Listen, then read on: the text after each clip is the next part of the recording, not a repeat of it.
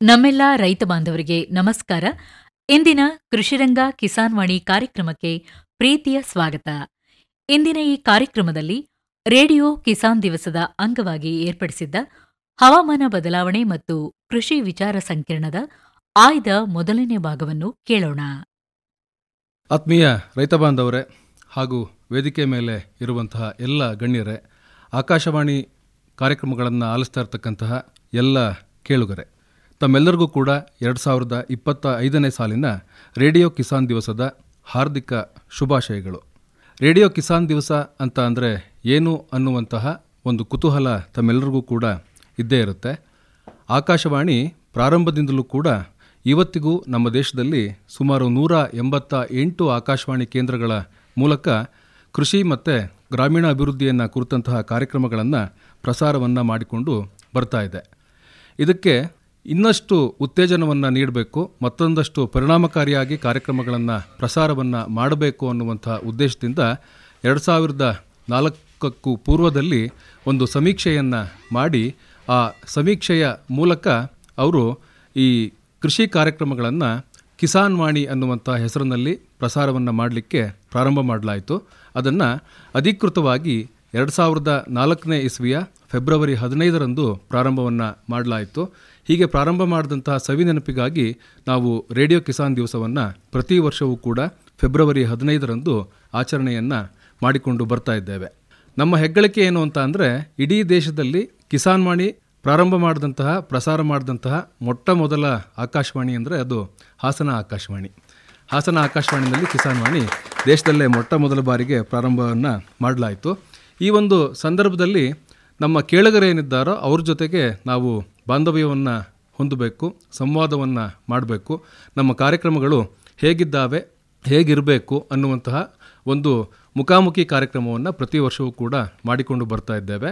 ಅದನ್ನು ಸುಮ್ಮನೆ ಮಾಡೋದಕ್ಕಿಂತನೂ ಕೂಡ ಒಂದು ವಿಚಾರ ಸಂಕಿರಣದ ಮೂಲಕ ಒಂದು ಗುರಿಯನ್ನು ಇಟ್ಕೊಂಡು, ಒಂದು ವಿಷಯವನ್ನು ಇಟ್ಕೊಂಡು ನಾವು ಕಾರ್ಯಕ್ರಮಗಳನ್ನು ಮಾಡ್ತೇವೆ.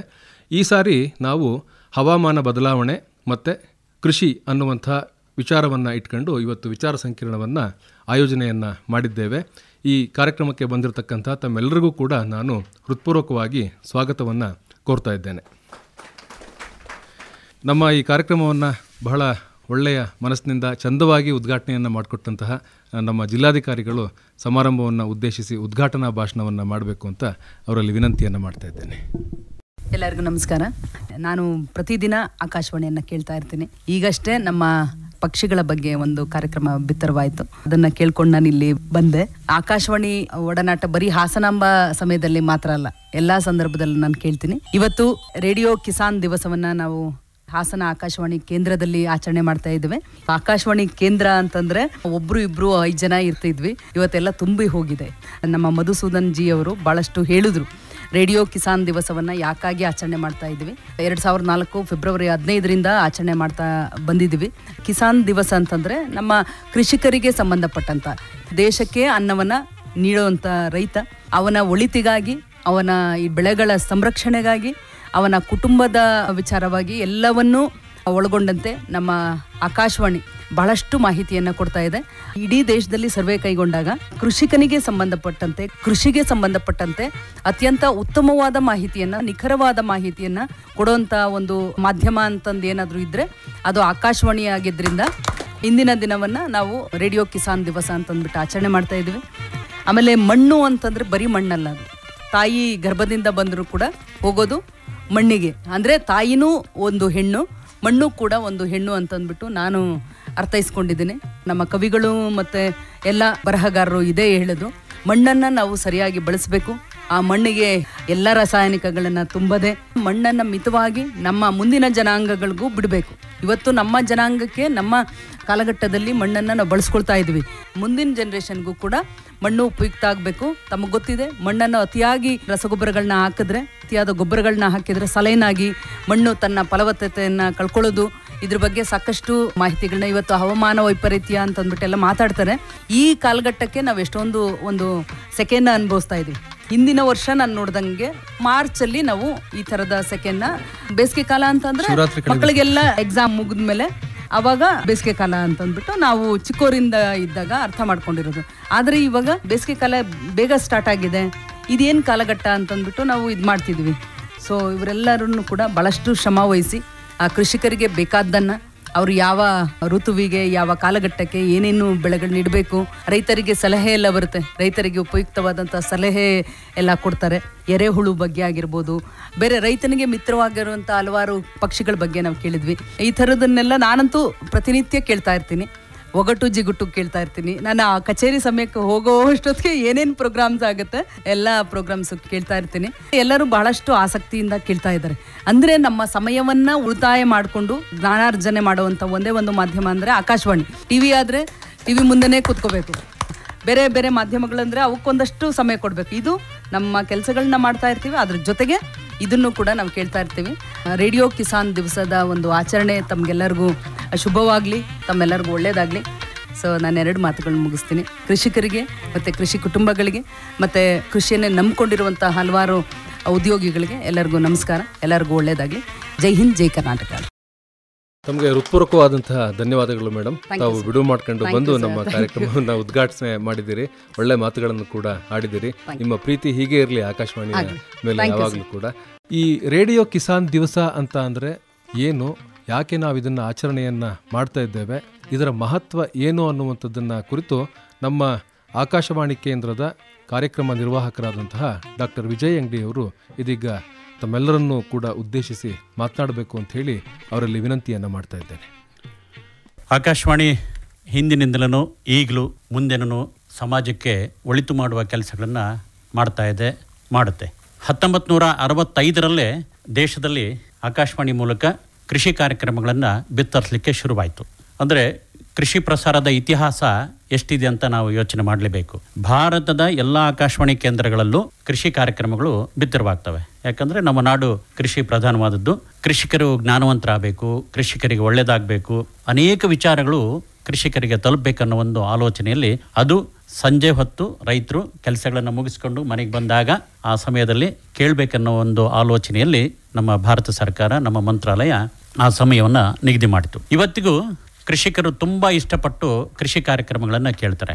ಅದಕ್ಕೆ ನಾವು ಪುರಾವೆಯನ್ನು ಹೇಗೆ ಒದಗಿಸ್ಬೇಕು ಅಂದ್ಕೊಂಡು 2003ಕ್ಕಿಂತ ಮುಂಚಿತವಾಗಿ, ಅಂದರೆ ಭಾರತದಲ್ಲಿ ಪ್ರಪ್ರಥಮವಾಗಿ ಹಾಸನ ಆಕಾಶವಾಣಿಯಿಂದ ಕಿಸಾನ್ ವಾಣಿ ಅನ್ನೋ ಕಾರ್ಯಕ್ರಮ ಶುರುವಾಯಿತು. ಕೃಷಿ ರಂಗ ಅಂದ್ಕೊಂಡು ನಾವು ಮಾತಾಡ್ತಾ ಇದ್ವಿ. ಆದರೆ ಭಾರತ ಸರ್ಕಾರದ ಕೇಂದ್ರ ಕೃಷಿ ಮಂತ್ರಾಲಯಕ್ಕೆ ಒಂದು ಆಲೋಚನೆ ಬಂತು, ನಮ್ಮ ಕಾರ್ಯಕ್ರಮಗಳನ್ನು ಮತ್ತು ಒಳ್ಳೊಳ್ಳೆ ವಿಷಯಗಳನ್ನು ರೈತರಿಗೆ ತಿಳಿಸೋ ಸಲುವಾಗಿ ಆಕಾಶವಾಣಿಯ ವೇದಿಕೆಯನ್ನು ಬಳಸ್ಕೊಳ್ಬೇಕನ್ನೋ ಒಂದು ಆಲೋಚನೆಯಲ್ಲಿ ಹೇಗೆ ಹೇಳ್ತೀರಿ ನೀವು ಎಷ್ಟೊಂದು ಅಂತ ಅಂದ್ಕೊಂಡು ನಮ್ಮ ಮಂತ್ರಾಲಯದವ್ರನ್ನ ಕೇಳಿದ್ರು, ಹುಡುಕಾಡಿದ್ರು.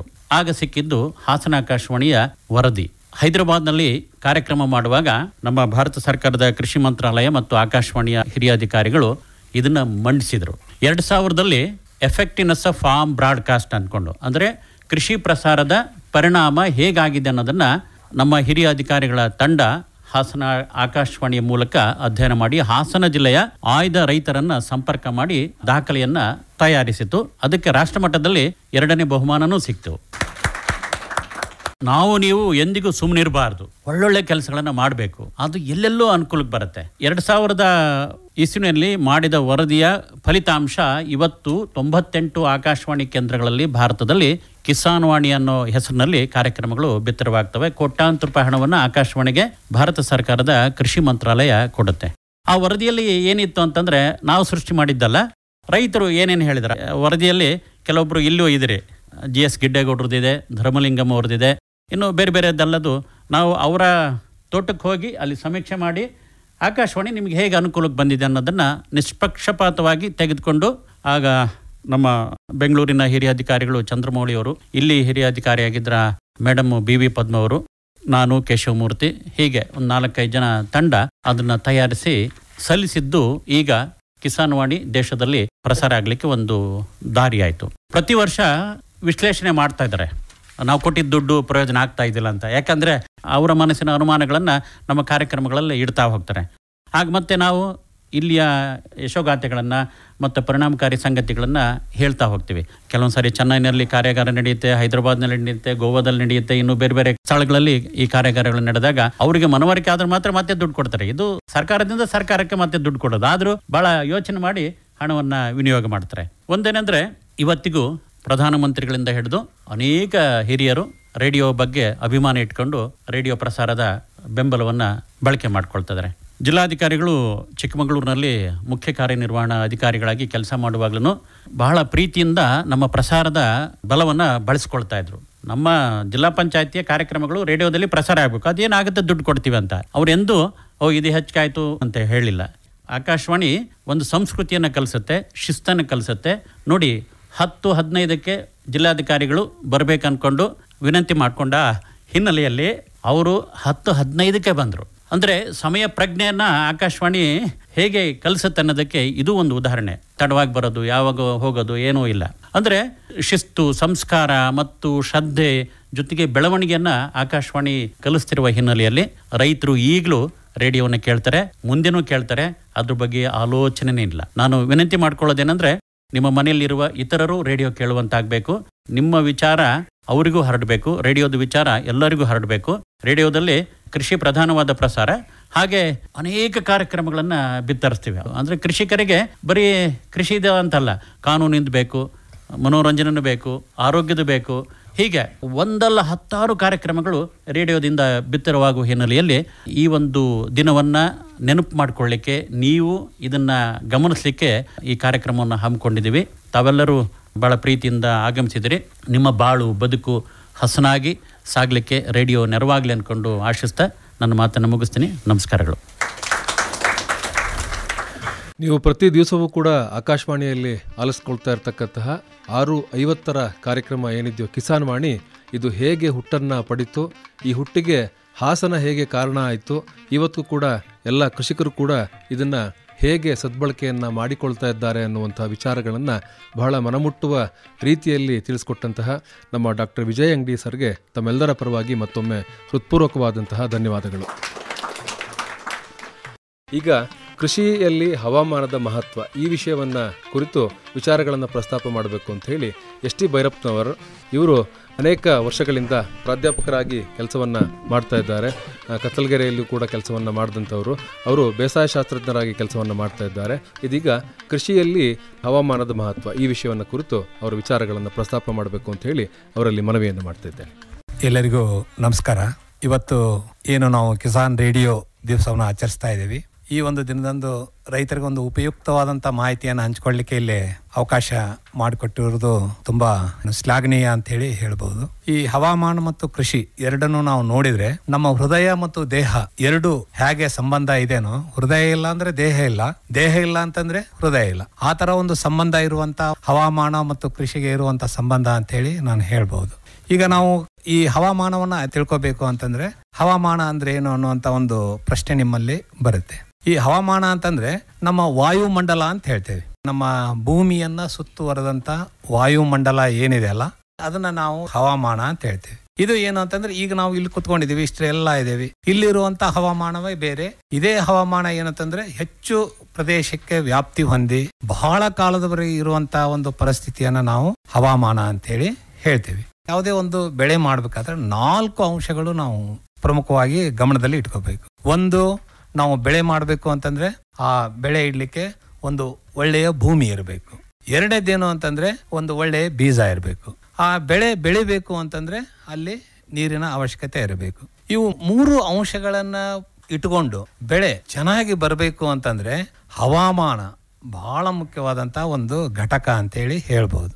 ಇವತ್ತಿನ ದಿವಸ ಈ ಹವಾಮಾನ ಏನಿದೆ ಅಲ್ಲ, ಇದು ಬೆಳೆಗಳ ಮೇಲೆ ಯಾವ ತರ ಒಂದು ಪರಿಣಾಮ ಬೀರುತ್ತೆ ಅಥವಾ ಅದರ ಕಾರ್ಯಗಳು ಏನು ಅನ್ನೋದ್ರ ಬಗ್ಗೆ ನಾವು ತಿಳ್ಕೊಳ್ದಾದ್ರೆ, ಈಗಾಗಲೇ ನಾನು ಹೇಳಿದೆ ವಾಯುಮಂಡಲ ಅಂತ ಹೇಳಿದೆ. ವಾಯುಮಂಡಲ ಅಂತಂದ್ರೆ ಅಟ್ಮಾಸ್ಫಿಯರ್ ಅಥವಾ ವಾಯುಮಂಡಲ ಅಂತ ಹೇಳಿ ನಾವು ಕನ್ನಡದಲ್ಲಿ ಹೇಳ್ತೀವಿ.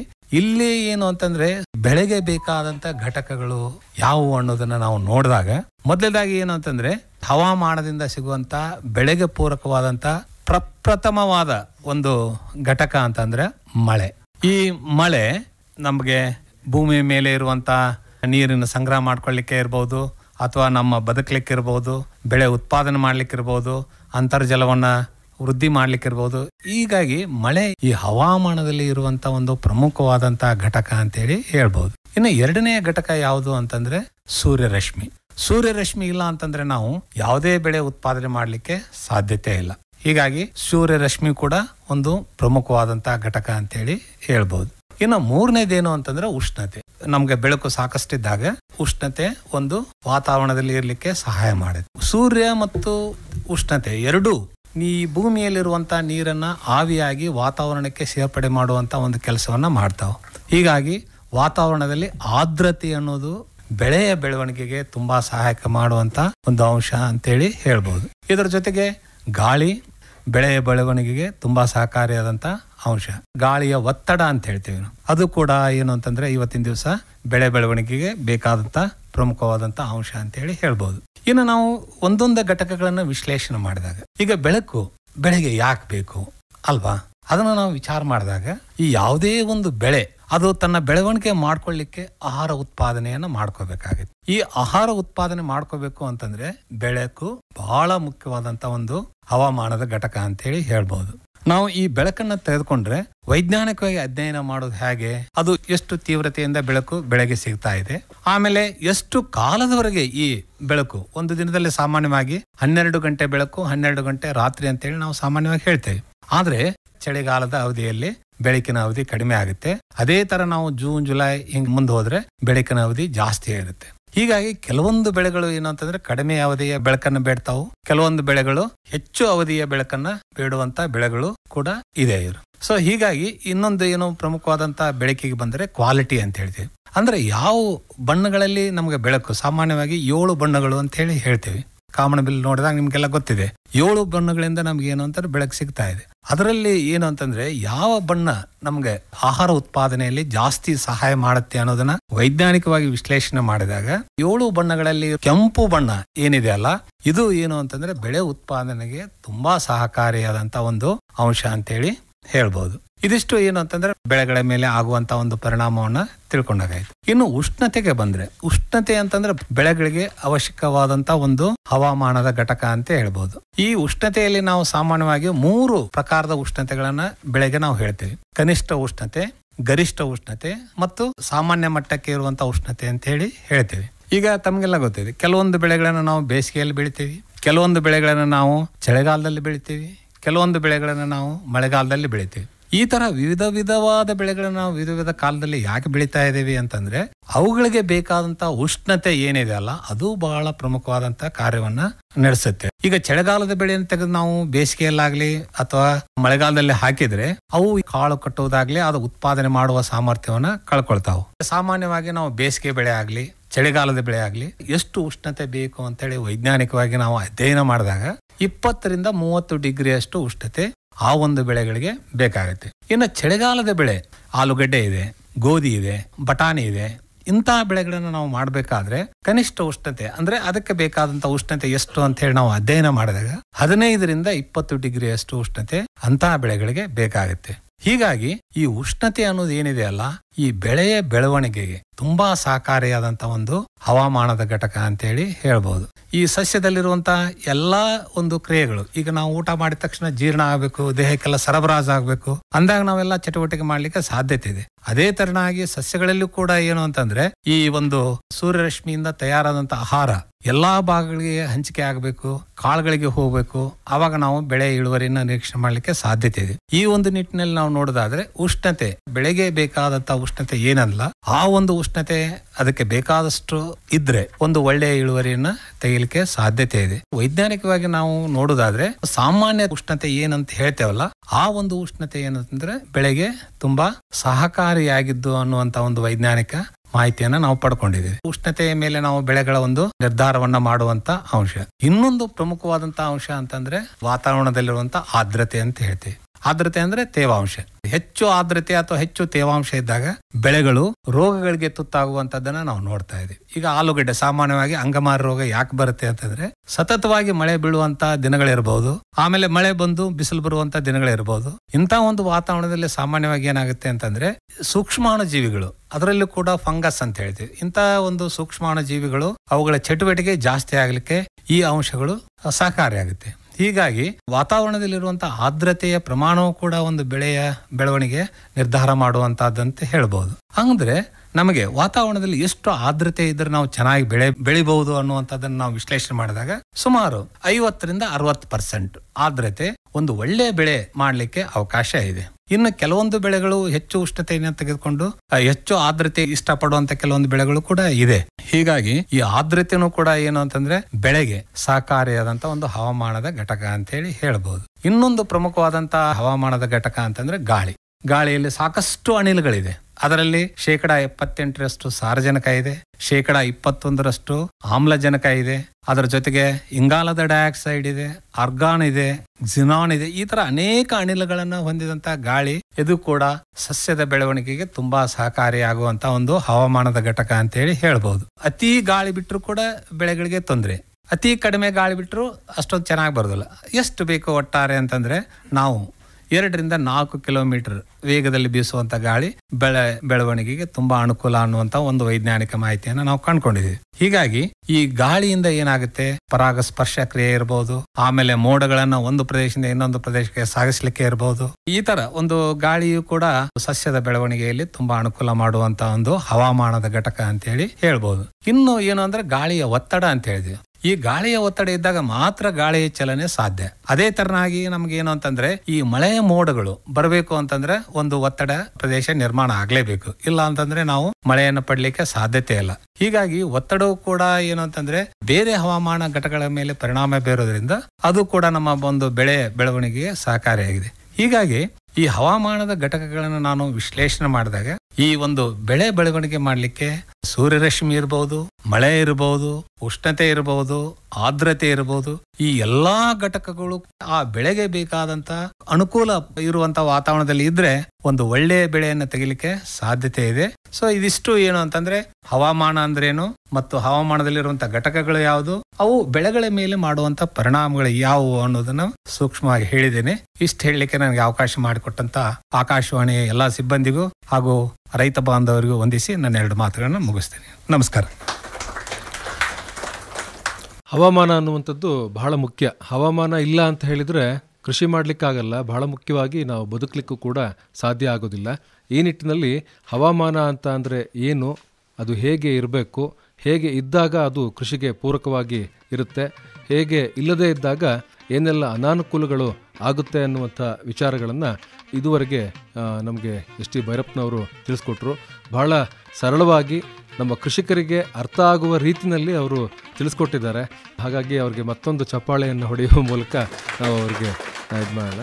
ಹವಾಮಾನ ಬದಲಾವಣೆ ಆಗ್ತಾ ಇದೆ ಅನ್ನುವಂಥ ವಿಚಾರಗಳನ್ನು ನಾವು ಪ್ರತಿ ದಿವಸವೂ ಕೂಡ ಆಲಿಸಿಕೊಳ್ತಾ ಇದ್ದೇವೆ ಮತ್ತು ಬಹಳ ಮುಖ್ಯವಾಗಿ ಅನುಭವಿಸ್ತಾ ಇದ್ದೇವೆ. ಅದು ನಮ್ಮ ಬೆಳೆಯಲ್ಲಾಗಬಹುದು, ನಮ್ಮ ಆರೋಗ್ಯದಲ್ಲಾಗಬಹುದು, ವಾತಾವರಣದಲ್ಲಾಗಬಹುದು, ಎಲ್ಲ ಕಡೆಯೂ ಕೂಡ ನಾವು ನೋಡ್ತಾ ಇದ್ದೇವೆ.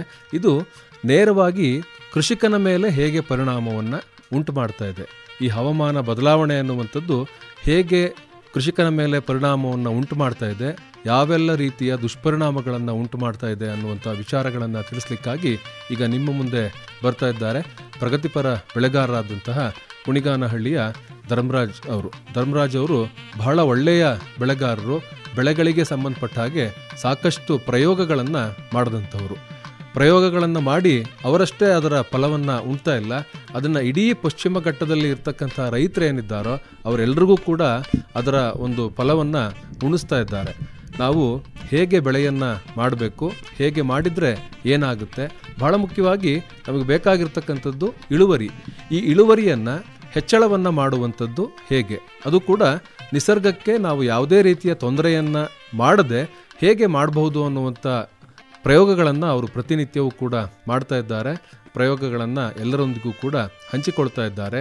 ಈ ಹವಾಮಾನ ಬದಲಾವಣೆಯಿಂದಾಗಿ ಏನೆಲ್ಲ ಸಮಸ್ಯೆಯನ್ನು ಕೃಷಿಕರು ಅನುಭವಿಸ್ತಾ ಇದ್ದಾರೆ ಅನ್ನುವಂಥದ್ದನ್ನು ಈಗ ನಿಮ್ಮ ಮುಂದೆ ಅನಾವರಣವನ್ನು ಮಾಡ್ತಾ ಇದ್ದಾರೆ ಧರ್ಮರಾಜ್ ಅವರು. ಎಲ್ಲರಿಗೂ ತಿಳಿದಿರೋ ಹಾಗೆ ಹವಾಮಾನ ವಿಪರೀತವಾಗಿ ಬದಲಾವಣೆ ಆಗ್ತಾ ಇದೆ. ಅದಕ್ಕೆ ಹಲವಾರು ಕಾರಣಗಳಿದ್ದಾವೆ. ಹವಾಮಾನ ಬದಲಾವಣೆ ಆಗಿದೆ ಸರಿ, ಅದಕ್ಕೆ ನಾವೇನು ಕ್ರಮ ತಗೋಬೇಕು, ಅದನ್ನ ಹೇಗೆ ನಾವು ನಿರ್ವಹಣೆ ಮಾಡ್ಕೋಬೇಕು ಅನ್ನೋದು ನಾವು ಕೃಷಿಕರಾಗಿ ನಾವು ನಮ್ಮ ಕೈಲಿ ಏನಿದೆ ಪ್ರಾಬ್ಲಮ್ ಆಗಿದೆ ಅದನ್ನ ನಾವು ಹೇಗೆ ನಿಭಾಯಿಸ್ಬೇಕು ಅದನ್ನ ಅನ್ನೋದು ನಾವಿಲ್ಲಿ ಚರ್ಚೆ ಮಾಡಬೇಕಾಗಿದೆ. ಪ್ರಕೃತಿನ ಹೇಗೆ ಕಾಪಾಡ್ಕೋಬೇಕು, ನಮ್ಮ ಕೊಡುಗೆ ಏನಿರ್ಬೇಕು, ಅದಕ್ಕೆ ನಾವೇನು ಕ್ರಮ ತಗೋಬೇಕು, ಹಾನಿ ಆಗದಂಗೆ ನಾವೆಷ್ಟು ಕ್ರಮಗಳನ್ನು ಅನುಸರಿಸ್ಬೇಕು ಅನ್ನೋದನ್ನು ನಾವು ತಿಳ್ಕೊಬೇಕಾಗತ್ತೆ. ಇತ್ತೀಚೆಗಂತೂ ವಿಪರೀತವಾದ ಮಳೆ, ವಿಪರೀತವಾದ ಚಳಿ, ವಿಪರೀತವಾದ ತಾಪಮಾನ ಇದನ್ನೆಲ್ಲ ನಾವು ನೋಡ್ತಾ ಇದ್ದೀವಿ. ಅದಕ್ಕೆ ನಾವೇನು ಕ್ರಮ ಕೈಗೊಳ್ಳಬೇಕು, ನಾನು ಕೃಷಿಕನಾಗಿ ನಾನು ಏನು ಮಾಡಬೇಕು ಅನ್ನೋದನ್ನ ಪ್ರತಿಯೊಬ್ಬರು ಯೋಚನೆ ಮಾಡಬೇಕಾಗತ್ತೆ. ನಾನೇನು ಕ್ರಮಗಳನ್ನು ಅನುಸರಿಸ್ತಾ ಇದ್ದೀನಿ ಅಂತ ಅಂದ್ರೆ, ಮುಖ್ಯವಾಗಿ ಕಾಫಿ, ಕಾಳುಮೆಣಸು, ಏಲಕ್ಕಿ, ಅಡಿಕೆ, ಸ್ವಲ್ಪ ಮಟ್ಟಿಗೆ ವೆನಿಲಾ, ಒಂದಷ್ಟು ಸಣ್ಣ ಪುಟ್ಟ ಹಣ್ಣಿನ ಗಿಡಗಳು, ಇದನ್ನ ನಾನು ಬೆಳೀತಾ ಇದ್ದೀನಿ. ತುಂಬಾ ಚಾಲೆಂಜಿಂಗ್ ಅಂತಾನೆ ಹೇಳ್ಬೋದು. ನನ್ನ ತೋಟದಲ್ಲಿ ನಾನು ಯಾವ ಬೆಳೆನೂ ನಾವು ಹಾಳಾಗೋದಕ್ಕೆ ಬಿಟ್ಟಿಲ್ಲ. ಅದಕ್ಕೆ ಹಲವಾರು ಕ್ರಮಗಳನ್ನು ಅನುಸರಿಸ್ಕೊಂಡಿದ್ದೀನಿ. ಏನೇನು ಕ್ರಮ ಅನುಸರಿಸ್ಬೋದು ನಾವು ಅಂತ ಅಂದರೆ, ಈ ಥರ ಬದಲಾವಣೆ ಆದಾಗ ಒಂದಷ್ಟು ಗಮನಿಸುವಾಗ ಬರೀ ನಾವು ತಾಪಮಾನದ ಬಗ್ಗೆ ಮಾತ್ರ ಮಾತಾಡ್ತಾ ಇದ್ದೀವಿ. ತಾಪಮಾನದಂಥ ಬದಲಾವಣೆ ನಮಗೆ ಡೈರೆಕ್ಟಾಗಿ ಕಾಣುತ್ತೆ. ಹ್ಯುಮಿಡಿಟಿ, ಗಾಳಿಯಲ್ಲಿ ತೇವಾಂಶ ಎಷ್ಟಿದೆ ಅಂತೇಳಿ, ಅದು ಭಾಳ ವಿಪರೀತವಾಗಿ ಹಿಂದೆಂದೂ ಕಾಣದಷ್ಟು ಈ ವರ್ಷ ಬದಲಾವಣೆ ಕಂಡಿದೆ. ಲಾಸ್ಟ್ ಇಯರು 30 ಒಳಗಡೆ ಇತ್ತು ಹ್ಯುಮಿಡಿಟಿ. 30 ಬಿಲೋ ಬಂದಾಗಲೇ ನಾವು ಕೆಲವು ಕಡೆ ಮಾತಾಡುವಾಗ ಹೇಳಿದ್ದು ಇಷ್ಟೊಂದು ದೊಡ್ಡ ಬದಲಾವಣೆ ಇದೆ. ಈ ವರ್ಷ ಇನ್ನೂ ಆಶ್ಚರ್ಯ ಪಡೋ ಥರ 20 ಒಳಗಡೆ ಹ್ಯುಮಿಡಿಟಿ ಬಂದಿದೆ. ಅಂದರೆ ವಾತಾವರಣ ಡ್ರೈ ಸ್ಪೆಲ್, ಒಣ ಹವೆ, ಅದು ತಡ್ಕೊಳಕ್ಕಾಗದೇ ಇರೋ ಅಂಥದ್ದು, ತಾಪಮಾನಕ್ಕಿಂತನೂ ಭಾಳ ಅಪಾಯ ಅದು. ಒಣ ಹವೆ ಇದ್ದಾಗ ಎಲೆ ಎಲ್ಲ ಶಿಂಕ್ ಆಗಿ ತೇವಾಂಶ ಕಡಿಮೆ ಆಗುತ್ತೆ. ನೆಕ್ಸ್ಟ್ ಕ್ರಾಪ್ ಕೊಡೋದಕ್ಕೆ ಅವು ಭಾಳ ಕಷ್ಟ ಆಗುತ್ತೆ, ಆರೋಗ್ಯಕರವಾಗಿ ಗಿಡ ಬೆಳೆಯಲ್ಲ. ಹಾಗಾಗಿ ಅದಕ್ಕೆ ನಾವೇನು ಮಾಡಬೇಕು, ಒಂದಷ್ಟು ನೆರಳನ್ನು ನಾವು ಹಿಂದೆ ಏನು ಇತ್ತು ಆ ನೆರಳಿಗಿಂತ ಜಾಸ್ತಿ ನಾವು ನೆರಳನ್ನು ಕಾಪಾಡ್ಕೋಬೇಕಾಗತ್ತೆ. ಮತ್ತು ಮಣ್ಣನ್ನು, ಯಾವುದೇ ಭೂಮಿ ಆದರೂ ಅತಿ ಹೆಚ್ಚು ತಾಪಮಾನ ಆದಾಗ ಆ ಮಣ್ಣನ್ನು ಬಿಸಿಲಿನ ತಾಪಕ್ಕೆ ಅತಿಯಾಗಿ ಒಣಗದಂಗೆ ನಾವು ಒಂದಷ್ಟು ಕ್ರಮಗಳನ್ನು ಕೈಗೊಳ್ಳಬೇಕಾಗತ್ತೆ. ನಮ್ಮಲ್ಲಿ ಮರಗಳಿದ್ದಾವೆ, ಹಿಂದೆ ಇರೋದಕ್ಕಿಂತ ಒಂದಷ್ಟು ಅಡಿಷನಲ್ ಮರಗಳನ್ನು ನಾವು ಮಧ್ಯದಲ್ಲಿ ನೆಡ್ತಾ ಇದ್ದೀವಿ ಭೂಮಿ ರಕ್ಷಣೆ ಮಾಡೋದಕ್ಕೋಸ್ಕರ. ಆ ಮರ ನೆಡುವಾಗ ನಾವು ಯಾವ್ಯಾವ ಮರ ನೆಡಬೇಕು ಅನ್ನೋದನ್ನು ಭಾಳ ಮುಖ್ಯವಾಗಿ ನಾವು ಗಮನಿಸಬೇಕು. ಭೂಮಿಗೆ ಆರೋಗ್ಯಕರವಾಗಿ ಮಣ್ಣು ಫಲವತ್ತಾಗಿರೋದಕ್ಕೆ ಒಂದಷ್ಟು ಒಳ್ಳೊಳ್ಳೆ ಮರಗಳನ್ನು ಬೆಳೆಸಬೇಕಾಗತ್ತೆ. ಉದಾಹರಣೆಗೆ ಹತ್ತಿ ಮರ, ಹಲಸು ಮರ, ಗರಿಗೆ, ಹೊನ್ನೆ, ಒಂದಷ್ಟು ಕಮರ್ಷಿಯಲ್ ಆಗೇ ನಾವು ಯೋಚನೆ ಮಾಡಿ ಸಿಲ್ವರು, ತೇಗ ಈ ಥರ ಮರಗಳ ಹಾಕೋ ಬದಲು ನಾವು ಒಂದಷ್ಟು ಭೂಮಿನ ರಕ್ಷಣೆ ಮಾಡೋದಕ್ಕೋಸ್ಕರನೂ ನಾವು ಈ ಥರ ಮರಗಳನ್ನು ನಾವು ಬೆಳೆಸ್ಕೋಬೇಕಾಗತ್ತೆ. ಈ ಕ್ರಮ ನಾವೇನು ತಗೋಬೇಕು ಅಂತ ಅಂದಾಗ, ಒಂದಷ್ಟು ನೀರನ್ನು ನಾವು ಜಾಸ್ತಿ ಶೇಖರಣೆ ಮಾಡಿ ಇಟ್ಕೋಬೇಕಾಗತ್ತೆ. ಮತ್ತು ಅದಕ್ಕೆ ಬೋರ್ವೆಲ್ಗೆ ಮೊರೆ ಹೋಗೋ ಬದಲು ತೆರೆದ ಬಾವಿಗಳು, ಕೆರೆ ಈ ಥರದಕ್ಕೆ ನಾವು ಹೆಚ್ಚು ಒತ್ತು ಕೊಟ್ಟರೆ ತುಂಬ ಒಳ್ಳೆಯದು. ಬೋರ್ವೆಲ್ ಏನಂತಂದರೆ ಡೆಪಾಸಿಟ್ ಇರೋ ಅಂಥ ನೀರು, ಅಲ್ಲಿರೋದನ್ನು ನಾವು ತಗೋತೀವಿ. ನ್ಯಾಚುರಲ್ ಆಗಿ ಇರೋದಕ್ಕೆ ನಾವು ಕೈ ಹಾಕೋ ಬದಲು ನಾವೇ ಮಳೆ ನೀರನ್ನು ಹಿಡಿದಿಟ್ಕೊಂಡು ನಾವು ಅದನ್ನು ಬಳಕೆ ಮಾಡಿದ್ರೆ ಒಂದಷ್ಟು ಪ್ರಕೃತಿಗೆ ನಾವು ಒಂದು ಸಣ್ಣ ಪುಟ್ಟ ಅಳಿಲ್ ಸೇವೆ ಮಾಡ್ದಂಗೆ ಮತ್ತು ನಾವು ಅನುಕೂಲ ಮಾಡ್ಕೋಬೋದು. ಸಾಕಷ್ಟು ಮಳೆ ಬರುತ್ತೆ, ಮತ್ತು ಬೇಸಿಗೆನಲ್ಲಿ ನೀರಿಲ್ಲ ಅಂತ ಒದ್ದಾಡ್ತಾ ಇರ್ತೀವಿ. ಮಳೆಗಾಲದಲ್ಲಿ ನಾವು ನೀರನ್ನು ಶೇಖರಣೆ ಮಾಡಿ ಹೇಗೆ ಇಟ್ಕೋಬೇಕು, ಕೃಷಿ ಹೊಂಡಗಳನ್ನು ಮಾಡ್ಕೊಳ್ಳೋ ಅಂಥದ್ದು ಮತ್ತು ಇಂಗು ಗುಂಡಿಗಳನ್ನು ಮಾಡ್ಕೊಳ್ಳೋ ಅಂಥದ್ದು, ನಮ್ಮ ಭೂಮಿನಲ್ಲೇ ನೀರು ಇಂಗಿಸೋ ಅಂಥದ್ದು. ಈಗೇನು ಹೇಳ್ತಾ ಇದ್ದೀನಿ ಅಷ್ಟು ನಾನು ಮಾಡಿದ್ದೀನಿ. ಭೂಮಿನ ಫಲವತ್ತಾದ ಮಣ್ಣನ್ನು ಸೌದು ಹೋಗ್ದಂಗೆ ನೋಡ್ಕೊಳ್ಳೋಕ್ಕೂ ಈ ಇಂಗು ಗುಂಡಿಗಳು, ಟ್ರಂಚ್ ವರ್ಕ್ ಈ ಥರದ್ದೆಲ್ಲ ಮಾಡಿಕೊಂಡು, ಮತ್ತು ಭೂಮಿ ಮೇಲೆ ಸನ್ಲೈಟಿಗೆ ತುಂಬ ಎಕ್ಸ್ಪೋಸ್ ಆಗ್ದಂಗೆ ಒಂದಷ್ಟು ಒಣ ಎಲೆಗಳು, ಹಸಿರೆಲೆ ಗೊಬ್ಬರಗಳು, ಮತ್ತು ಹಸಿರನ್ನು ಸದಾ ನಾವು ಯಾವುದೋ ಒಂದು ಬೆಳೆ ಬೆಳೆದಿಲ್ಲ, ಖಾಲಿ ಇದೆ ಭೂಮಿ, ಆ ಥರ ಖಾಲಿ ಬಿಡೋ ಬದಲಿಗೆ ಡಯಾಂಚ, ಸೆಣಬು ಅಥವಾ ದ್ವಿದಳ ಧಾನ್ಯ ಈ ಥರದ್ದೊಂದಷ್ಟು ಹಸಿರು ಹೊದಿಕೆಯನ್ನು ನಾವು ಭೂಮಿಯಿಂದ ಕಾಪಾಡಿಕೊಂಡ್ರೆ ಒಂದಷ್ಟು ನಮ್ಮ ಕೈಲಾಗ ಅಂಥದ್ದನ್ನು ನಾವು ಮಾಡ್ಕೋಬೋದು. ಮತ್ತು ಗ್ಲೆರಿಸಿಡಿಯಾ, ಹಾಲ್ವಾಣು ಈ ಥರದ ಒಂದು ಗಿಡಗಳೆಲ್ಲ ಟೆಂಪರರಿ ನೆಟ್ಕೊಂಡ್ರೆ ನಾವು ಆ ಭೂಮಿನ ರಕ್ಷಣೆ ಮಾಡ್ಬೋದು. ಮತ್ತು ವಾತಾವರಣನ ನಾವು ತಂಪಾಗಿ ಇಟ್ಕೊಳ್ಳೋದಕ್ಕೆ ಪ್ರಯತ್ನ ಮಾಡ್ಬೋದು. ಮುಂದಿನ ದಿನಗಳಲ್ಲಿ ನಾವು ನಮ್ಮ ತೋಟಗಳಲ್ಲಿ ಆದರೆ ಏಲಕ್ಕಿ ಇದರಲ್ಲೆಲ್ಲ ನಾವು ಸಣ್ಣ ಮೈಕ್ರೋ ಸ್ಪ್ರಿಂಕ್ಲರ್ಗಳು ಮತ್ತು ಮಿಸ್ಟ್ ಬರೋ ಅಂಥದ್ದು ಸ್ಪ್ರಿಂಕ್ಲರ್ಗಳಿರುತ್ತೆ, ಆ ಥರದ್ದೆಲ್ಲ ಅಳವಡಿಸ್ಕೊಂಡು ಈ ತೇವಾಂಶನ ನಮ್ಮ ತೋಟದಲ್ಲಿ ಕೃತಕವಾಗಿ ನಾವು ಅಳವಡಿಸ್ಕೊಳ್ಳೋ ಅಂಥದ್ದು ಇದನ್ನು ಅಳವಡಿಸ್ಕೊಂಡಿದ್ದೀವಿ ನಾವು. ಇದನ್ನು ಅಳವಡಿಸ್ಕೊಂಡಾಗ ಆ ವಾತಾವರಣದಲ್ಲಿ ಒಳ್ಳೆ ಉತ್ತಮವಾದ ಒಂದು ಕ್ರಾಪ್ ತೆಗೆಯೋದಕ್ಕೆ ಪೂರಕವಾದ ವಾತಾವರಣ ನಾವು ಸೃಷ್ಟಿ ಮಾಡಬೇಕು. ಅದನ್ನು ಮಾಡಬೇಕಂದಾಗ ನಮ್ಮ ಹತ್ರ ನೀರಿರಬೇಕು. ಆ ನೀರನ್ನು ನಾವು ಮಳೆಗಾಲದಲ್ಲಿ ಶೇಖರಣೆ ಮಾಡಿ ಇಟ್ಕೋಬೇಕಾಗತ್ತೆ. ಒಂದಷ್ಟು ಸೂಕ್ಷ್ಮ ಜೀವಿಗಳನ್ನು ನಾವು ಉಳಿಸ್ಕೋಬೋದಾಗ, ಭೂಮಿನ ಹೊದಿಕೆಯಿಂದ ಕಾಪಾಡಿದಾಗ, ಒಂದಷ್ಟು ಒಣ ತರ್ಗಗಳು, ಹಸಿರೆಲೆ ಇದೆಲ್ಲ ತಗೊಂಡಾಗ ನಮಗೆ ಸಾವಯವ ಪದಾರ್ಥಗಳಾದಂಥ ಕಾಂಪೋಸ್ಟು, ಸಗಣಿ ಗೊಬ್ಬರ, ಜೀವಾಮೃತ ಇದನ್ನೆಲ್ಲ ನಾವು ಬಳಕೆ ಮಾಡಿಕೊಂಡು ನಮ್ಮ ಭೂಮಿನ ಕಾಪಾಡ್ಕೊಳ್ಳೋದು ನಮ್ಮೆಲ್ಲರ ಕರ್ತವ್ಯ. ಟೆಂಪರೇಚರ್ ಹೈ ಇದೆ ಅಂತೇಳಿ ಸುಮ್ಮನೆ ನಾವು ಚರ್ಚೆ ಮಾಡ್ತಾ ಕೂತ್ಕೊಂಡ್ರೆ ಏನೂ ಉಪಯೋಗ ಆಗೋದಿಲ್ಲ. ಒಂದಷ್ಟು ಗುಣಮಟ್ಟದ ನ್ಯೂಟ್ರಿಷನ್ ಮ್ಯಾನೇಜ್ಮೆಂಟನ್ನು ನಾವು ಮಾಡ್ಕೊಳ್ಳೋದು ಬಹಳ ಸೂಕ್ತ. ನಾನೇನು ಕ್ರಮ ತಗೊಂಡಿದ್ದೀನಿ ಅಂತ ಇಂಥವಕ್ಕೆ ನಾನು ಯೂರಿಯಾ ಬೆಳಕನ್ನು ಮಾಡ್ತಾ ಇಲ್ಲ. ನೈಟ್ರೋಜನ್ ಬೇಕು, ಬಟ್ ಯೂರಿಯಾ ರೂಪದಲ್ಲಿ ಬೇಡ ಅಂತೇಳಿ ಯೂರಿಯಾನ ಬಳಸ್ತಾನೆ ಇಲ್ಲ. ಒಂದು 10 ವರ್ಷ ಆಯಿತು. ಅದ್ರ ಬದಲಿಗೆ ಬೇರೆ ನೈಟ್ರೋಜನ್ ಒಳ್ಳೊಳ್ಳೆ ಮೂಲಗಳಿದಾವೆ. ಮತ್ತೆ MOP, ಮ್ಯೂರೇಟ್ ಆಫ್ ಪೊಟ್ಯಾಶ್, ಅದನ್ನು ಬಳಸ್ತಾ ಇಲ್ಲ. ಭೂಮಿನ ಹೆಚ್ಚು ಹಾನಿ ಮಾಡೋ ಅಂಥ ಗೊಬ್ಬರಗಳು. ಅದಕ್ಕೆ ಬದಲಿಗೆ ನಮಗೆ ಗುಣಮಟ್ಟದ ಪೊಟ್ಯಾಶ್ ಗೊಬ್ಬರಗಳು ಸಿಗ್ತಾ ಇದೆ. ಬೆಲೆ ಜಾಸ್ತಿ ಇರುತ್ತೆ. ಭೂಮಿಗೆ ಹೆಚ್ಚು ಬೆಲೆ ಕೊಡಬೇಕಾಗಿರೋದ್ರಿಂದ ಆ ಬೆಲೆನ ಪರಿಗಣಿಸ್ತಲೇ ಇಂಥ ಗುಣಮಟ್ಟದ ಗೊಬ್ಬರಗಳನ್ನು ನಮ್ಮ ಭೂಮಿ ಮೇಲೆ ಹಾಕೊಂಡಾಗ ನಮಗೆ ಒಂದು ಗುಣಮಟ್ಟದ ಬೆಳೆನೂ ಬರುತ್ತೆ, ಭೂಮಿನೂ ಹಾಳಾಗದಂಗೆ ನೋಡ್ಕೋಬಹುದು. ನೀರನ್ನ ಸದ್ಬಳಕೆ ಮಾಡಬೇಕು. ಒಂದು ಬೆಳೆಗೆ ಒಂದು ಟೈಮಿಗೆ ಎಷ್ಟು ನೀರು ಕೊಡಬೇಕು ಅನ್ನೋದನ್ನ ಅರ್ಥ ಮಾಡ್ಕೋಬೇಕು. ನಾವು ಹೂ ಮಾಡೋದಕ್ಕೆ ಎಷ್ಟು ನೀರು ಬೇಕು ಅದನ್ನು ಅರ್ಥ ಮಾಡಿಕೊಂಡು ಮತ್ತೆ ಕಾಯಿ ಕಟ್ಟಕ್ಕೆ ಹದ ನೀರನ್ನ ಮೇಂಟೈನ್ ಮಾಡಬೇಕು. ಅವೈಜ್ಞಾನಿಕವಾಗಿ ನೀರು ಬಳಕೆ ಮಾಡಿಕೊಂಡು ನೀರು ಖಾಲಿ ಮಾಡಿಕೊಂಡು ಅಲ್ಲೂ ಪ್ರಾಬ್ಲಮ್ ಆಗ್ತಾ ಇದೆ. ಪ್ರತಿ ಒಂದು ಬೆಳೆಗೂ ಅದರದ್ದೇ ಪ್ರಕಾರವಾದ ಒಂದು ಬೇಡಿಕೆಗಳಿರುತ್ತೆ ನೀರಲ್ಲಿ. ಆ ಪ್ರಕಾರನೇ ನಾವು ತಿಳ್ಕೊಂಡು ಕೃಷಿ ಮಾಡಿದಾಗ ಯಾವುದೇ ಥರದ ತೊಂದರೆ ಆಗಲ್ಲ. ಈ ಸರಿ ನಾವು ಗಮನಿಸಂಗೆ ಬೆಳೆ ನಷ್ಟದ ಜೊತೆಗೆ ಗುಣಮಟ್ಟದಲ್ಲೂ ಕಳ್ಕೊಂಡಿದೆ. ಈಗ ಕಾಫಿನೇ ಅಂತ ತಗೊಂಡ್ರೆ ಎ ಗ್ರೇಡ್ 50% ಬರಬೇಕು, 50, 60, 70% ಬರ್ತಾ ಇದ್ದಿದ್ದಂಥದ್ದು ಫಸ್ಟ್ ಟೈಮ್ ನಾನು ಗಮನಿಸಿದ್ದೀನಿ ಸರ್, 35-40%ಗೆ ಕುಸಿದೆ ಎ ಗ್ರೇಡ್.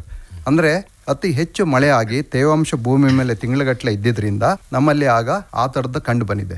ನನ್ನ ತೋಟದಲ್ಲಿ ಪ್ರತಿ ವರ್ಷಕ್ಕಿಂತ 1-2% ಜಾಸ್ತಿನೇ ಇದೆ. ನಮ್ದೆಲ್ಲ 68-70% ಬರ್ತಾ ಇದ್ದಿದ್ದಂಥ ಎ ಗ್ರೇಡ್ ಈ ವರ್ಷ 75% ಇದೆ. ಯಾಕೆ ಆ ಥರ ಆಯಿತು ಅಂತ ಅಂದರೆ ಪ್ರಕೃತಿಲಿ ಬದಲಾವಣೆ ಆದಾಗ ಅದಕ್ಕೆ ನಾವು ಸ್ಪಂದಿಸಿ ನಾವೇನೇನು ಕ್ರಮ ತಗೋಬೇಕು ಅಂತ ತಗೊಂಡಾಗ ಇದನ್ನೆಲ್ಲ ನಾವು ನಿಭಾಯಿಸಬಹುದು ಅನ್ನೋದಕ್ಕೆ ಒಂದು ಉದಾಹರಣೆ. ಅದಕ್ಕೆಲ್ಲ ನನ್ನ ಹತ್ರ ದಾಖಲೆಗಳು ಸಹ ಇದೆ. ಅದನ್ನ ನಾವೆಲ್ಲ ಕಡೆ ಚರ್ಚೆ ಮಾಡಿ ಇದನ್ನ ನಾವು ಏನು ನಿರ್ವಹಣೆ ಮಾಡಬೇಕು ಅನ್ನೋದನ್ನ ನಾವು ತಿಳ್ಕೊಂಡು ಮಾಡಿದಾಗ ಯಾವುದೇ ಥರದ ತೊಂದರೆ ಆಗಲ್ಲ. ಮಣ್ಣಿನ ಬಗ್ಗೆ ಹೆಚ್ಚು ಕಾಳಜಿ ಇಟ್ಕೊಂಡು ಅಪಾಯಕಾರಿ ಔಷಧಿಗಳನ್ನು ಬಳಸ್ತಲೇ ರೋಗದ ನಿರ್ವಹಣೆಗೆ ಏನೇನು ಬೇಕು ಅವನ್ನ ಮಾತ್ರ ನಾವು ಸರಿಯಾದ ಸಮಯದಲ್ಲಿ ಅವಶ್ಯಕತೆ ಇದ್ದಾಗ ಮಾತ್ರ ಅದನ್ನು ಬಳಸೋದು ಸೂಕ್ತ. ಅನಗತ್ಯವಾಗಿ ನಾನು ಲಾಸ್ಟ್ ಇಯರ್ ಮಾಡಿದ್ದೆ ಈ ವರ್ಷನೂ ಮಾಡಬೇಕು ಈ ಥರದ್ದು ಬೇಡ.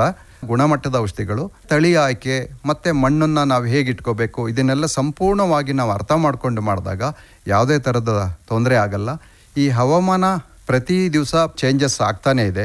ಭೂಮಿನ ಹೇಗೆಲ್ಲ ಬಳಸ್ಕೋಬೇಕು ಹಾಗೆಲ್ಲ ಬಳಸ್ತಾ ಇದ್ವಿ. ಬಳಸಬೇಕಾಗಿರೋ ಅಂಥ ರೀತಿನಲ್ಲಿ ನಾವು ಬಳಸ್ಕೊಂಡ್ರೆ ಏನೂ ಅಪಾಯ ಆಗಲ್ಲ. ಒಂದು ಡೆವಲಪ್ಮೆಂಟ್ ಅನ್ನೋ ಒಂದು ಹೆಸರಿನಲ್ಲಿ ವಿಪರೀತವಾಗಿ ಹೆಂಗೆ ಅಂದರೆ ಹಾಗೆ ಭೂಮಿನ ಕನ್ವರ್ಟ್ ಮಾಡ್ಕೊಂಡು ನಾವು ಮಾಡ್ತಾ ಇರೋದ್ರು ಒಂದು ಇದಕ್ಕೆ ಕಾರಣ ಅಂತಲೇ ಹೇಳ್ಬೋದು. ಹಾಗಾಗಿ ಭೂಮಿನ ಕೃಷಿಗೆ ಹೆಚ್ಚು ಬಳಸ್ಕೊಳ್ಳೋದಕ್ಕೆ ನಾವು ಒತ್ತು ಕೊಟ್ಟು ಮತ್ತು ಖಾಲಿ ಭೂಮಿ ಬಯಲುಸೀಮೆಗೆ ನಾನು ಏನು ಹೇಳ್ತೀನಿ ಅಂದರೆ 1 ಎಕರೆಗೆ ಅಟ್ಲೀಸ್ಟ್ 8-10 ಗುಣಮಟ್ಟದ ಮರಗಳನ್ನು ದೂರಕ್ಕೆ, ಕೆಲವು ಇಲ್ಲಿ ಬೆಳೆ ಎಲ್ಲ ಸನ್ಲೈಟ್ ಎಕ್ಸ್ಪೋಸ್ ಆಗಿ ಬೆಳೆಯೋಂಥ ಬೆಳೆಗಳನ್ನೇ ಇದ್ರೂ ಸಹ 1 ಎಕರೆಗೆ ಕನಿಷ್ಠ 8-10 ಮರನಾರು ಬದುನಲ್ಲಿ ಅಥವಾ ಮಧ್ಯೆ ಅದನ್ನು ಬಳಸ್ಕೊಂಡ್ರೆ ಏನೂ ತಪ್ಪಾಗಲ್ಲ. ಖಾಲಿ ಭೂಮಿ ಬಿಡದಲ್ಲೇ ಸಾಧ್ಯವಾದಷ್ಟು ಗುಣಮಟ್ಟದ ಮರಗಳನ್ನು ನಾವು ಬಳಸೋ ಅಂಥ ಪ್ರಯತ್ನ ಮಾಡಿದ್ರೆ ಪ್ರಕೃತಿಗೆ ಪೂರಕವಾಗಿ ನಾವು ಕೆಲಸ ಮಾಡ್ದಂಗೆ ಆಗುತ್ತೆ. ನಮ್ಮ ತೋಟಗಳಲ್ಲಿ 1 ಎಕರೆಗೆ 200-300 ಮರದವರೆಗೂ ನಾವು ಬೆಳೆಸಿರ್ತೀವಿ. ಕೆಳಗಡೆ ಗಿಡಗಳು ಇರುತ್ತೆ, ಭೂಮಿ ಸಂಪೂರ್ಣ ರಕ್ಷಣೆಯಲ್ಲಿ ಇರುತ್ತೆ. ಕಂಪ್ಲೀಟ್ ಮರ ಗಿಡಗಳು ಇಲ್ಲದೇ ಇರೋಂಥ ಭೂಮಿನ ಸಾಧ್ಯವಾದಷ್ಟು ನೀವು 1 ಎಕರೆಗೆ 8-10 ಮರನಾರು ಬೆಳೆಸ್ಕೋಬಹುದು, ಬಳಸಿದ್ರೆ ಒಳ್ಳೇದು ಅಂತೇಳಿ ನಾನಿಲ್ಲಿ ಹೇಳೋದಕ್ಕೆ ಇಷ್ಟಪಡ್ತೀನಿ. ಈ ಥರದ ಕಾರ್ಯಕ್ರಮಗಳನ್ನು ಆಕಾಶವಾಣಿ ಹಮ್ಮಿಕೊಂಡಿರೋದು ಭಾಳ ಹೆಮ್ಮೆ ಪಡೋ ಅಂಥ ವಿಚಾರ. ಸಾಧ್ಯವಾದಷ್ಟು ಇದನ್ನು ಅವೇರ್ನೆಸ್ ಮಾಡೋದಕ್ಕೆ ಸರ್ ದಯವಿಟ್ಟು ಈ ಥರ ಕಾರ್ಯಕ್ರಮಗಳ 10 ಮಾಡಲಿ ಅಂತೇಳಿ ಸಾಕಷ್ಟು ಜನಗಳಿಗೆ ತಲುಪಲಿ ಅನ್ನೋದು ತಮ್ಮಲ್ಲಿ ಕೇಳ್ಕೊತೀನಿ ಸರ್. ಒಳ್ಳೆ ಕಾರ್ಯಕ್ರಮ ಮಾಡಿದ್ದೀರಿ. ಮತ್ತು ಇಲ್ಲಿ ಈ ಸಭೆಯಲ್ಲಿ ಭಾಗವಹಿಸೋದಕ್ಕೆ ನನಗೆ ಅವಕಾಶ ಮಾಡಿಕೊಟ್ಟಿದ್ದಕ್ಕೆ ಆಕಾಶವಾಣಿ ಎಲ್ಲರಿಗೂ ನಾನು ಧನ್ಯವಾದ ತಿಳಿಸ್ತಾ ನನ್ನ ಮಾತು ಬೆಳೆಸ್ತೇನೆ. ನಮಸ್ಕಾರ. ಬಹಳ ಎಲ್ಲರಿಗೂ ಸರಳವಾಗಿ ಅರ್ಥ ಆಗುವ ರೀತಿ ಇವತ್ತು ಕೃಷಿಕರು ಈ ಹವಾಮಾನ ಬದಲಾವಣೆಯಿಂದ ಏನೆಲ್ಲ ಸಮಸ್ಯೆಯನ್ನು ಅನುಭವಿಸ್ತಾ ಇದ್ದಾರೆ ಅದನ್ನು ನಾವು ಸರಿ ಮಾಡಿಕೊಳ್ಳುವ ನಿಟ್ಟಿನಲ್ಲಿ ಏನು ಮಾಡಬೇಕು, ಸ್ವತಃ ಧರ್ಮರಾಜ್ ಅವರು ಹೇಗೆ ಮಾಡ್ತಾ ಇದ್ದಾರೆ ಅನ್ನುವಂಥದ್ದನ್ನು ತಮ್ಮೆಲ್ಲರ ಮುಂದೆ ಅನಾವರಣವನ್ನು ಮಾಡಿದ್ದಾರೆ. ಬಹಳ ಒಳ್ಳೆಯ ಬೆಳೆಗಾರರು ಅವರು ಒಳ್ಳೆಯ ವಿಚಾರಗಳನ್ನು ಇವತ್ತು ಪ್ರಸ್ತಾಪವನ್ನು ಮಾಡಿದ್ದಾರೆ. ಅವರು ಹೇಳಿದ ಮಾದರಿಯಲ್ಲಿ ನಾವು ಅನೇಕ ಕಾರ್ಯಕ್ರಮಗಳನ್ನು ಮಾಡ್ತಾ ಇದ್ದೇವೆ. ಇನ್ನು ಮುಂದಿನ ದಿವಸಗಳಲ್ಲಿಯೂ ಕೂಡ ನಮ್ಮ ನಿರ್ದೇಶಕರ ಒಂದು ಮಾರ್ಗದರ್ಶನದಲ್ಲಿ ಮುಂದುವರಿಸ್ತೀವಿ ಅನ್ನುವಂತಹ ಮಾತುಗಳನ್ನು ಹೇಳ್ತಾ, ಈಗಲೂ ಕೂಡ ನೀವು ಮಾತನಾಡಿದಂಥ ಮಾತುಗಳನ್ನು ಲಕ್ಷಾಂತರ ಜನ ನಮ್ಮ ಆಕಾಶವಾಣಿಯ ಮೂಲಕ ಕೇಳಿದ್ದಾರೆ. ಲಕ್ಷಾಂತರ ಜನರಿಗೆ ನಾವು ತಲುಪ್ತಾ ಇದ್ದೇವೆ ಅನ್ನುವಂಥದ್ದನ್ನು ಹೇಳ್ತಾ ವಿಚಾರಗಳನ್ನು ಮಂಡನೆ ಮಾಡಿದಂತಹ ಧರ್ಮರಾಜ್ ಅವರಿಗೆ ತಮ್ಮೆಲ್ಲರ ಪರವಾಗಿ ಮತ್ತೊಮ್ಮೆ ಹೃತ್ಪೂರ್ವಕವಾದಂತಹ ಧನ್ಯವಾದಗಳು. ಇದುವರೆಗೆ ರೇಡಿಯೋ ಕಿಸಾನ್ ದಿವಸದ ಅಂಗವಾಗಿ ಏರ್ಪಡಿಸಿದ್ದ ಹವಾಮಾನ ಬದಲಾವಣೆ ಮತ್ತು ಕೃಷಿ ವಿಚಾರ ಸಂಕಿರಣದ ಆಯ್ದ ಮೊದಲನೇ ಭಾಗವನ್ನು ಕೇಳಿದಿರಿ. ಪ್ರಸ್ತುತಪಡಿಸಿದವರು ಅರ್ಕಲಗೂಡು ವಿ ಮಧುಸೂದನ್. ಸಂಕಲನ ಗೋರಾ ರವಿಶಂಕರ್ ಮತ್ತು ಅಶ್ವಿನಿ ಭಿ.